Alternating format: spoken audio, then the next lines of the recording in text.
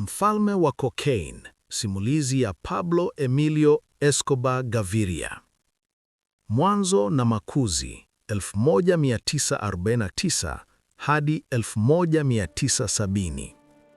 Pablo Emilio Escobar Gaviria alizaliwa Disemba 1, 1949 katika mji wa Rio Negro nchini Colombia.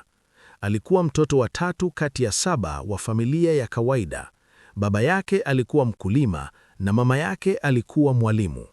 Tofauti na dhana za wengi, Pablo hakuishi kwenye umaskini uliokithiri, lakini tangu utotoni alikuwa na njaa kubwa ya madaraka na utajiri. Akiwa kijana jijini Medellin, alianza harakati zake mitaani kwa uhalifu mdogo mdogo. Alianza kuiba mawe ya makaburini na kuyasugu ili kuuza upya, kuiba magari na kuchezesha michezo ya bahati nasibu haramu. Hapa ndipo msemo wake maarufu wa plata o plomo ulipochipuka, yaani ima uchukue rushwa au ukubali kufariki kwa risasi. Kuingia kwenye dunia ya poda nyeupe. Mwishoni mwa miaka ya 1960, Pablo alikuwa anafanya magendo ya sigara na pombe. Hivyo aligundua kuwa biashara hiyo ilichukua nafasi kubwa na faida ilikuwa ndogo. Alipoona soko la poda nyeupe, cocaine, likichipuka kutoka Peru na Bolivia, aliamua kubadilisha mwelekeo. Mnamo mwaka 1975, ili awe bosi mkuu, Pablo aliamuru kuuawa kwa Fabio Restrepo, mfanyabiashara mkubwa wa unga wa wakati huo, na kuchukua himaya yote yake. Alianzisha maabara za siri katikati ya misitu ya Colombia, kusafisha coca paste na kuifanya kuwa cocaine safi. Huu ulikuwa mwanzo wa Medellin Cartel, shirika la uhalifu lililokuja kutikisa dunia. Ushindi kwenye soko la Marekani. Kabla ya Pablo, cocaine ilikuwa bidhaa ya anasa kwa matajiri wachache na wasanii wa Hollywood.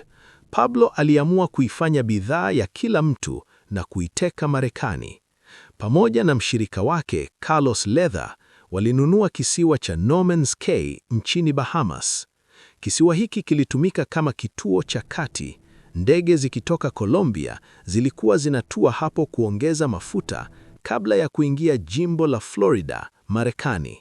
Alitumia mbinu za kisasa kama nyambizi ndogo, submarines, kupaka unga kwenye nguo na hata kutumia ndege kubwa za kibiashara kusafirisha hadi tani 15 za cocaine kwa siku. Katika kilele chake, alikuwa anaingiza takriban dola milioni 420 za Kimarekani kwa wiki. Bei ya kilo moja ilikuwa ikinunuliwa Colombia kwa dola 2,000 za Kimarekani na kuuzwa mitaani nchini Marekani kwa hadi dola 60,000. Pablo alikuwa na pesa nyingi kiasi kwamba alitumia dola 2,500 kwa mwezi kununua rubber bands, mipira ya kufungia pesa.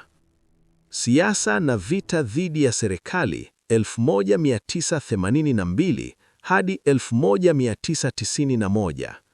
Mwaka 1982, Pablo alichaguliwa kuwa mbunge msaidizi nchini Colombia.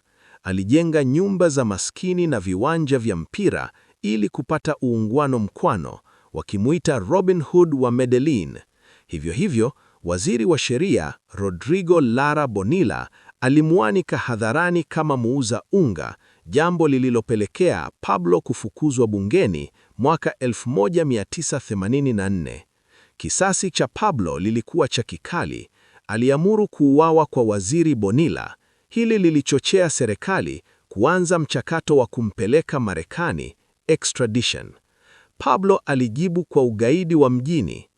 1985 alifadhili uvamizi wa mahakama ya kuu, Palace of Justice, ambapo majaji wengi waliuawa. 1989 alilipua ndege ya abiria ya Avianca Flight 203 na kuua watu 107. Aliahidi kutoa zawadi ya dola za Kimarekani kwa kila askari polisi atakayeuliwa mitaani. Kisiwa cha La Cathedral na mwisho wa mfalme 1991 hadi 1993. Ili kuzuia kupelekwa Marekani, Pablo alijisalimisha mwaka 1991 kwa masharti ya kujijengea gereza lake la kifahari la Cathedral. Lilikuwa na uwanja wa mpira na baa, lakini alitoroka mwaka 1992 baada ya serikali kujaribu kumhamisha. Kwa miezi 16, Pablo alikuwa anajificha huku akisakwa na kikosi maalumu cha polisi, Search Block, na maadui zake, Los Pepes. Wakati anajificha milimani, inasemekana alichoma moto kiasi cha dola milioni 2 za Kimarekani ili kumpa joto binti yake aliyekuwa anasumbuliwa na baridi. Mwishoni ulifika Disemba 2, 1993. Siku moja baada ya kutimiza miaka 44, alinaswa kupitia mawimbi ya simu aliyokuwa akiongea na mwanao. Wakati anajaribu kutoroka juu ya rofu za nyumba mitaa ya Los Olivos, Medellin, alipigwa risasi na kufa. Alikufa akiwa na utajiri takriban dola bilioni 30 za Kimarekani, akiacha nyuma yake historia ya damu, mabilioni ya pesa na viboko katika shamba lake la Hacienda Nápoles.